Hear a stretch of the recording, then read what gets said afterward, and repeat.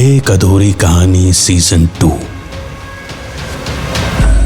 इस बार डर कहानी खत्म होने के बाद भी लगेगा।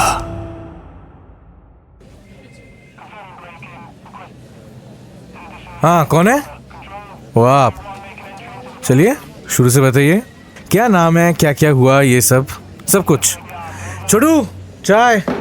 सर, मैं कैसे बताऊं, मुझे समझ नहीं आ रहा। आप मेरी बातों का विश्वास नहीं करेंगे, लेकिन मैं जो बताऊंगा ना सर, उसका एक एक शब्द सच है। मेरा नाम मोहित है। मैं कल की रात कभी भूल नहीं सकता। 15 दिसंबर 1995। सर्दियों में इतनी तेज बारिश और तूफान कभी नहीं देखा था।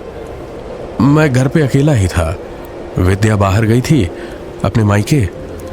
हमने बस हफ्ता भर पहले इस नई जगह शिफ्ट किया था, रेलवेज के लखनऊ आरडीएसओ कॉलोनी में। किसी भी रेलवे कॉलोनी की तरह यहाँ भी पेड़ पौधे बहुत थे, और ऐसे तूफान में तो ऐसा लग रहा था जैसे एक आधा पेड़ मेरी खिड़की तोड़ के अंदर ही गिरेगा। वैसे ही आसपास के लोगों ने बहुत डराया था कि रेल पटरी पे आए दिन एक्सीडेंट होते रहते हैं और पटरी पार का इलाका भी ठीक नहीं है, तो थोड़ा संभल के रहना बेहतर होगा। इसीलिए हवाएं शुरू हुई तो मैंने सारे खिड़की दरवाजे बंद कर दिए। वैसे कुछ लोगों ने रेल पटरी के एक्सीडेंट्स में मारे गए लोगों की आत्माओं की बातों से भी डराने की कोशिश की थी, पर मैं इन बातों में इतना मानता नहीं हूं। वो क्या है, इमरजेंसी लाइट अगर दिन भर चार्ज पे रहे तब भी 2 ही घंटे चलती है, इसीलिए हमेशा 4-5 बड़ी मोमबत्तियां घर पे रहती हैं। तूफान की वजह से बत्ती चली गई थी तो मैंने एक मोमबत्ती जला ली। थोड़ा बहुत खा करके मैं सोने को लेटा ही था जब अचानक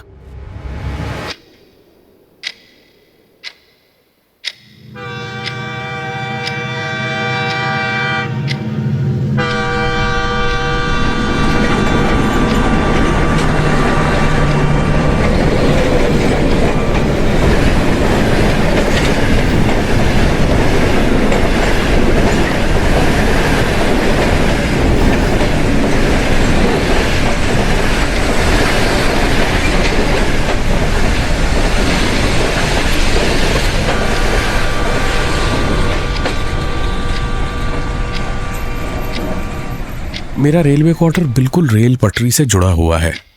ट्रेन गुजरती है तो पूरी बिल्डिंग ऐसे थरथराती है जैसे भूकंप आ गया हो। मैं लेटे लेटे पता नहीं भूकंप, रेल पटरी पे एक्सीडेंट्स और कितना ही कुछ सोचे चला जा रहा था, जब अचानक मेरा ध्यान एक आवाज पे गया जो असल में काफी देर से कानों में पड़ रही थी। ये घड़ी की टिक टिक थी जो बहुत देर से सुनाई दे रही थी। दरअसल बहुत देर भी नहीं, बहुत दिनों से सुनाई दे रही थी। जब से यहां आए थे इस क्वार्टर में तब से। लेकिन इतने दिन शिफ्टिंग और ट्रेन की आवाजों में पता नहीं वक्त कैसे बीत गया। नई जगह पे काम सीखने में भी समय लगा। लेकिन कल संडे की छुट्टी थी, घर पे अकेला था, दिन भर घर में था।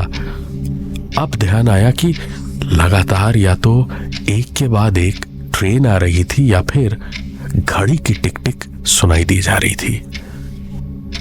इन सब में सिर्फ एक अजीब बात है, मेरे घर में एक भी वॉल क्लॉक या रिस्ट वॉच, किसी भी तरह की कोई घड़ी है ही नहीं। सिर्फ एक बड़ी सी पेंडुलम वाली घड़ी थी, लेकिन उसमें मिनट वाला कांटा लखनऊ शिफ्ट होते टाइम टूट गया था और वो घड़ी बंद पड़ी है। क्या मतलब? घड़ी है ही नहीं तो क्या पटरी पे एक्सीडेंट में मरे हुए किसी का भूत आया था? हाँ? आपको मजाक लग रहा है सर? अभी तो कहानी शुरू हुई है। पहले तो मुझे लगा शायद आसपास किसी के पास बड़ी ग्रैंडफादर क्लॉक होगी जिसकी आवाज यहां तक मुझे सुनाई दे रही है। लेकिन फिर जब सोने को लेटा ना, तो समझ आया कि नहीं, आवाज बिल्कुल पास मेरे ही कमरे से या पास वाले कमरे से आ रही थी।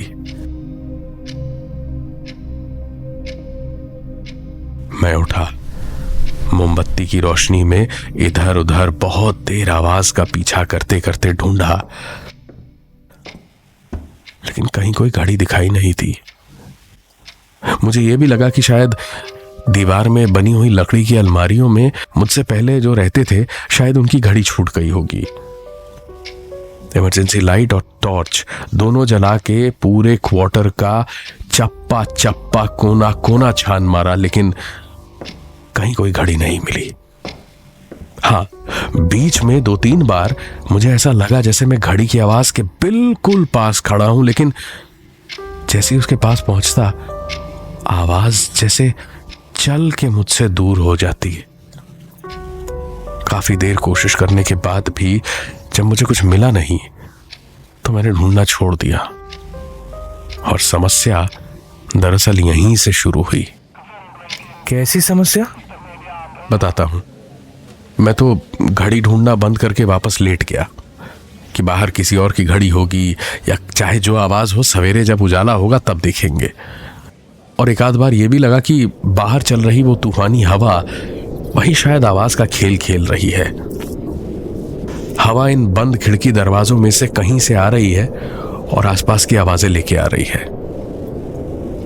लेकिन ये सब कुछ झूठ साबित हुआ जब मेरी आंख लग गई। आप विश्वास नहीं करेंगे सर, बिल्कुल अचानक जैसे कोई बम सा फट गया हो। वो घड़ी की टिक टिक आवाज बढ़ती गई, बढ़ती गई, बढ़ती गई, बढ़ती गई, बढ़ती गई, और फिर सब शांत हो गया। मुझे एक पल को लगा जैसे मैं बहरा हो गया। कुछ सुनाई नहीं दे रहा था सिवाय कान में बजती हुई स्टी आवाज के। मैंने खिड़की से बाहर झांका। पेड़ अभी भी तूफानी हवा में तांडव कर रहे थे, लेकिन ना उस घड़ी की आवाज थी, ना बाहर चलते उस तूफान की। मैंने नजरें खिड़की से हटाई तो ऐसा लगा जैसे खिड़की के बाहर कोई है जो हिला। बाहर अंधेरा था और अंदर मेरे हाथों में पकड़ी हुई मोमबत्ती की रोशनी। मैं धीरे धीरे खिड़की के पास पहुंचा तो मैंने साफ साफ देखा कोई खिड़की के बाहर हमारी बालकनी में था, लेकिन मेरे और आपकी तरह ऐसे कपड़ों में नहीं, एक बड़े लंबे से चोले में था। एक पल को तो डर के मारे ऐसा लगा जैसे मैं हाड़ मांस नहीं पत्थर का बना हूं। हिल डुल नहीं पा रहा था। चिल्ला के पूछना चाह रहा था कि कौन है बाहर, लेकिन आवाज निकलना तो दूर, मेरे होंठ भी नहीं हिल पा रहे थे। होंठ, गला प्यास से सूख रहे थे जैसे रेगिस्तान में रेतीली धरती। हाँ? फिर सर, फिर मैंने खड़े खड़े उसी खिड़की से ही देखा। वो साया कुछ देर बालकनी में टहलता रहा, इधर उधर चलता रहा। मुझे समझ नहीं आ रहा था ये कौन है, क्या है। तभी उसकी आवाज गूंजी।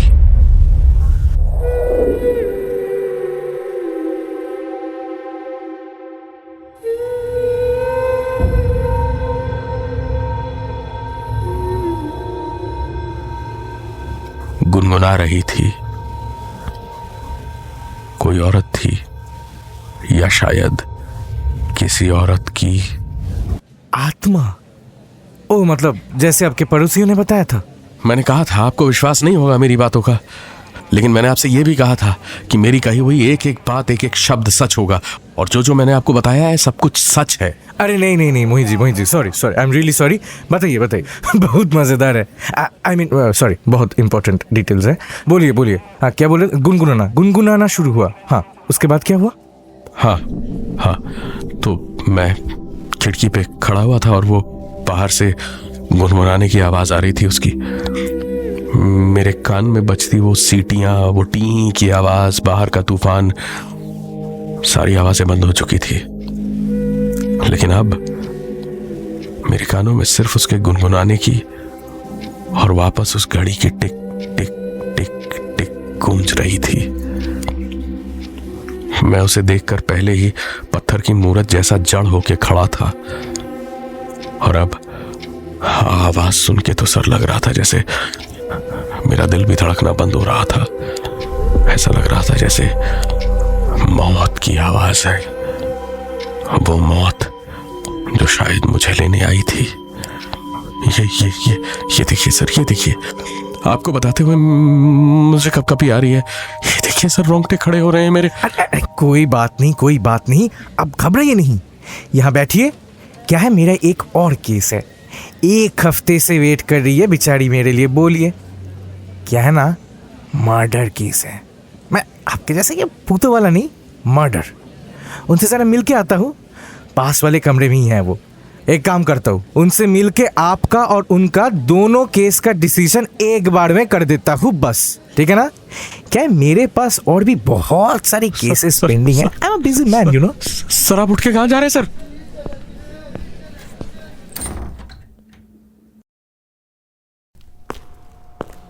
अरे मैडम सॉरी, 1 हफ्ता हो गया, लेकिन देखा ना आपने, मैंने कहा था आपसे, अब जैसे ही उन्हें लेके आएंगी मैं झट से फैसला कर दूंगा।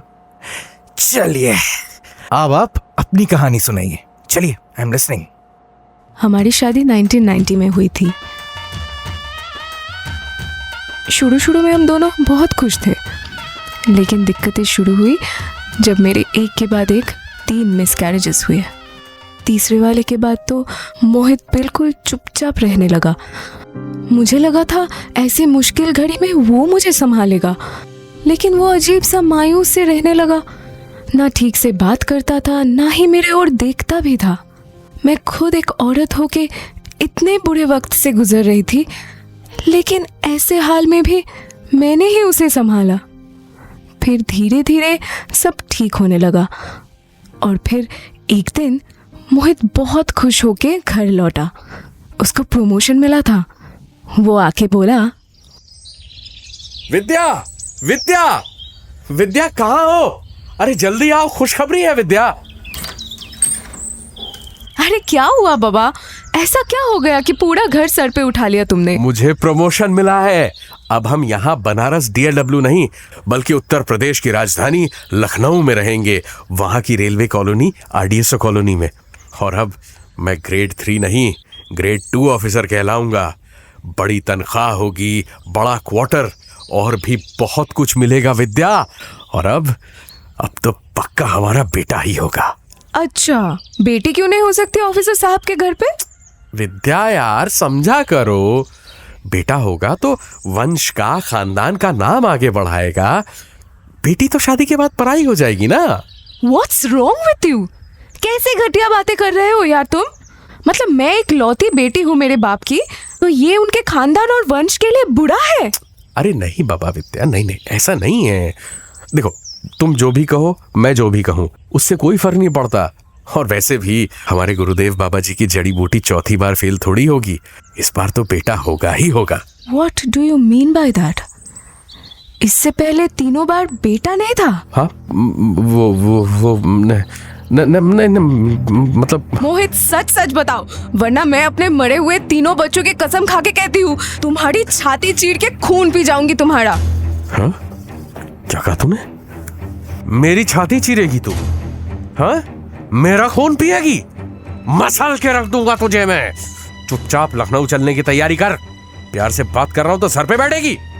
परसों निकल रहे हैं हम यहां से। चल हट।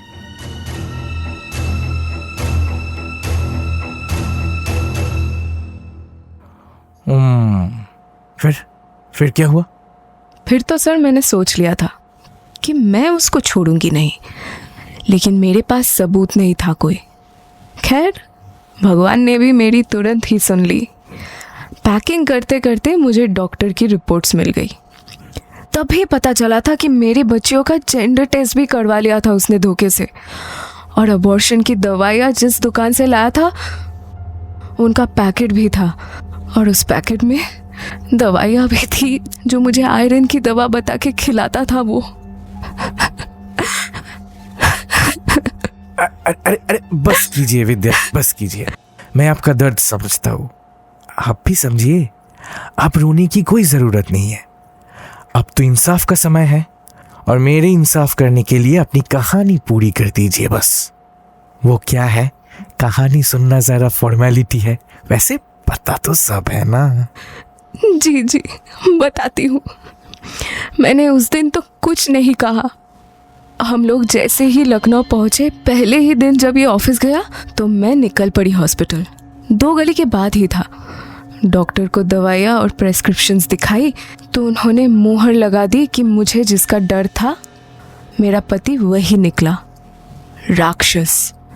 उस शाम जब वो लौटा तो मैं सारे कागज़ और दवाइयाँ सब टेबल पे सजा के बैठी थी उसके स्वागत के लिए, और मेरे हाथ में छुरा था।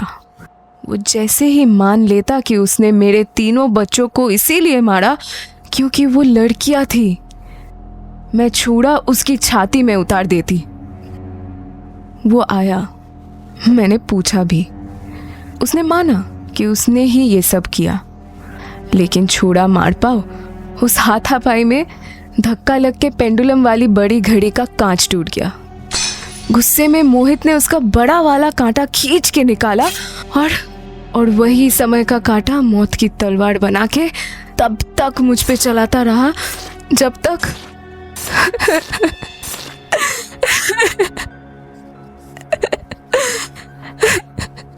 और फिर मुझे रात के अंधेरे में ले जाके दूर रेल की पटरी पे फेंक आया। अरे आप लोगों को कितना भी समझाओ, समझते ही नहीं हो आप यार। अरे अब क्यों रो रही है आप? छोड़िए, अब कैसी टेंशन। आइए, अब जो काम के लिए आए हैं वो करते हैं। दोनों की कहानियां सुन ली मैंने, अब इंसाफ का टाइम है। आइए आइए, मोहित जी भी यही है, आप भी यही। बैठिए बैठिए। अरे सर आप, हाँ ये तो ये जिंदा है। तुमको क्या लगता है बेटा? सर ये तो मेरी बीवी विद्या है, मायका गई थी सर। हाँ सर। अरे चुप कर मूर्ख।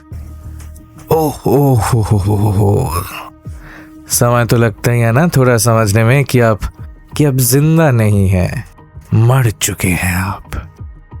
मोहित, तूने तेरी बीवी विद्या और अपने 3 संतानों को पैदा होने से पहले ही मारा, वो भी इसलिए क्योंकि वो बेटियां थी।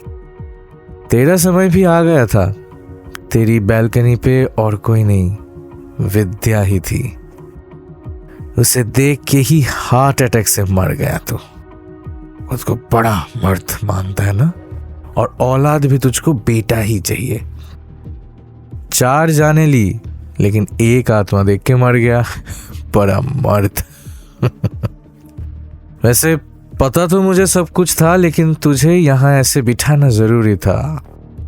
क्या है ना, तेल खोलने में थोड़ा वक्त लगता है, लेकिन अब और देर करने की कोई जरूरत नहीं है। कढ़ाई में तेल खोल चुका है। अब मेरे मजा लेने की बारी है, और तेरी चीखों से पूरा नरक गूंजेगा।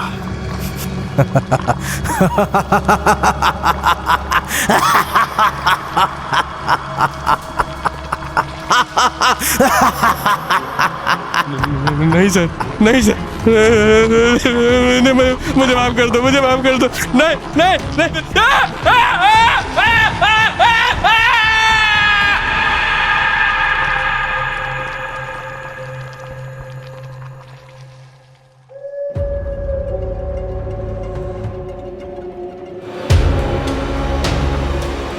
एक अधूरी कहानी सीजन 2।